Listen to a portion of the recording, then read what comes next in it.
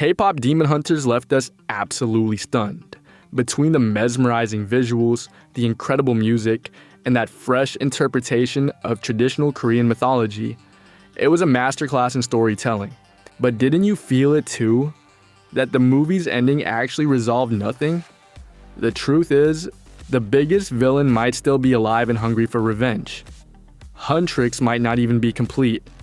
And the most disturbing part, someone inside their own circle might be about to become the enemy. Let's start with something subtle, but huge. What if the entire story isn't about defeating demons, but learning to live with them? Think about it. Rumi exists because of a connection between two worlds. Jinwoo, a demon, was capable of love, sacrifice, and even redemption. That isn't random. That is intentional storytelling. There is a growing theory that the sequel will take us deep into the demon world, and it won't look like anything we expect. Not chaos, not pure evil, but structure, hierarchy, maybe even friendship and love. And that changes everything, because if some demons aren't evil, then what has Huntrix actually been doing? Protecting the world or enforcing a system they don't fully understand? A system that was forced upon them too. That's where things get complicated. Because now, the fight isn't simple anymore. It's not good versus evil. It's perspective versus truth. Now let's look at the symbolism, because this is where the theory actually locks in. The Han Moon. Originally, it was pure light. Clean, controlled, absolute. But at the end, it becomes a rainbow. That's not just a visual upgrade, that is a hint. Color theory in animation is never accidental. Light represents control, purity, and separation. A rainbow? That stands for diversity, balance, and tolerance. Now put 2 and 2 together. If the old system was about eliminating demons and fighting the darkness, and the new one is about filtering intent instead, that means the entire ideology of the Hunters is shifting. If that's true, Kpop Demon Hunters 2 could evolve into something much deeper. A story about balance, identity, and coexistence. It's an idea Guima would have hated, but what if I told you that Guima was never truly defeated? At the end of the first movie, it looks like he's gone, but if you really pay attention, there is no confirmation of his death.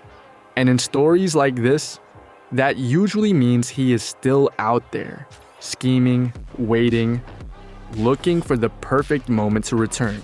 Stronger, smarter, more dangerous. Because now, he knows everything. He knows Huntrix.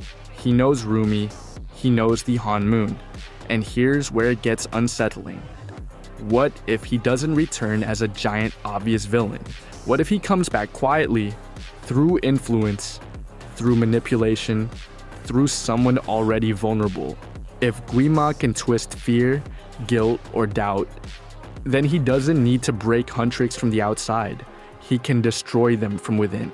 According to fan discussions, this idea is gaining traction because the sequel is expected to be more psychological, not just action-based, which means the next threat might not be louder, just smarter and much more insidious. Now let's talk about something fans cannot stop discussing. Huntrix might be incomplete. At first, that sounds strange. They've been a trio for centuries, but when you look closer, the symbolism doesn't add up. First hint, the 4-leafed Huntrix emblem. Why would a trio deliberately display a pattern that symbolizes the number 4? And then, the endlessly discussed analogy to the 4 symbols from mythology: the dragon, the tiger, the tortoise, and the vermilion bird. In a movie built so strongly on folklore, that is not an accident. That is a gap. Which means one thing, there's supposed to be a 4th member, someone who hasn't appeared yet. This idea is reinforced by how the film treats legacy. Huntrix isn't presented as a final form. It's part of an ongoing cycle that evolves over time. Even the producers mentioned wanting to explore more character dynamics in future stories, making a new member feel almost inevitable. Modern K-pop groups often evolve. They add members, they reinvent themselves. Making Huntrix a trio in the first film might have just been the starting point of the group's history. Adding a new member doesn't just make the group stronger, it creates tension. Who joins? Can they be trusted? Does the balance shift? Does someone feel replaced? Suddenly, the group isn't static anymore. It's evolving. And evolution is never comfortable, but to become greater, you have to stretch beyond your comfort zone. And if this wasn't crazy enough, the world itself is expanding. The creators have hinted at deepening the lore significantly, suggesting that the world we saw in the first film is only a small part of a much larger system. A system we haven't even begun to understand. Huntrix might not be alone. There could be other demon hunters, other groups, different countries, different styles. Even the directors have mentioned an interest in exploring other musical styles, like traditional Korean genres or trot music. Imagine entire teams built around specialized genres, rock, jazz, traditional, each with their own way of fighting, their own beliefs, their own enemies. Now, the story isn't small anymore, it's global, and that means more allies, more rivals, and much more conflict. At the center of all of this is Rumi. She accepted her demon side, but acceptance doesn't mean control. In fact, it might mean the opposite, because now her power is fully unlocked. And it's growing. It's stronger than before, less predictable, and possibly dangerous. Some fans believe her powers haven't even peaked yet, that what we saw in the first film was only the beginning. Imagine feeling something stirring inside you, struggling more and more to find expression.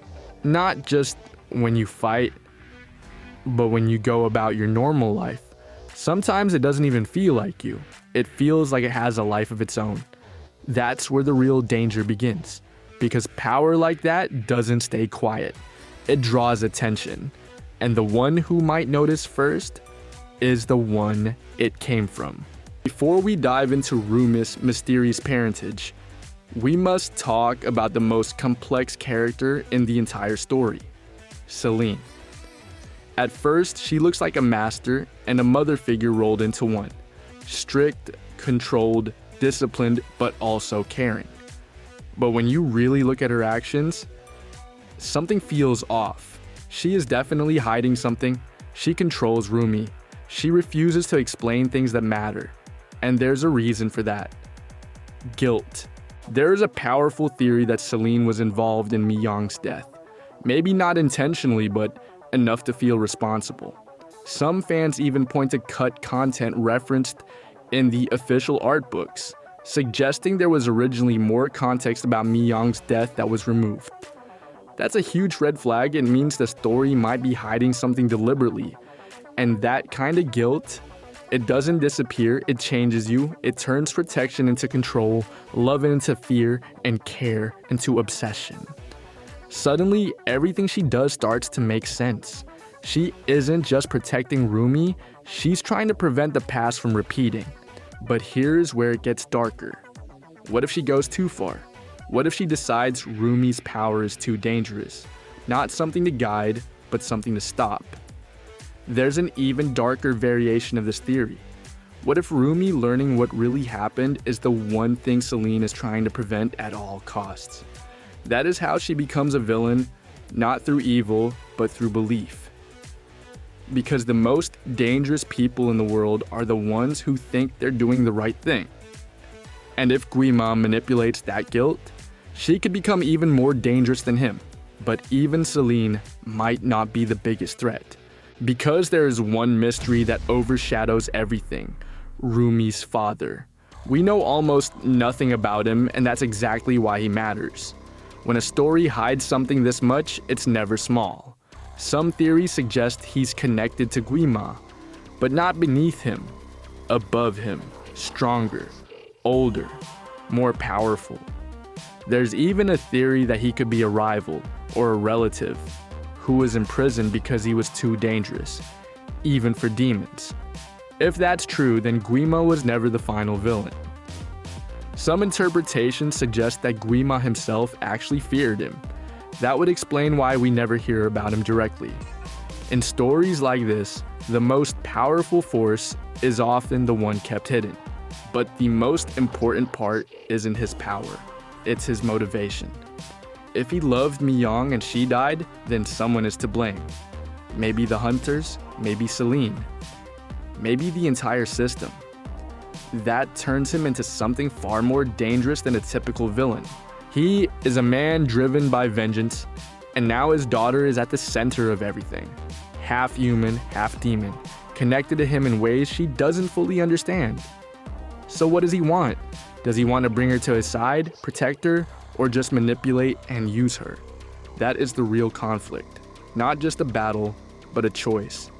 And whatever Rumi decides, it will define everything.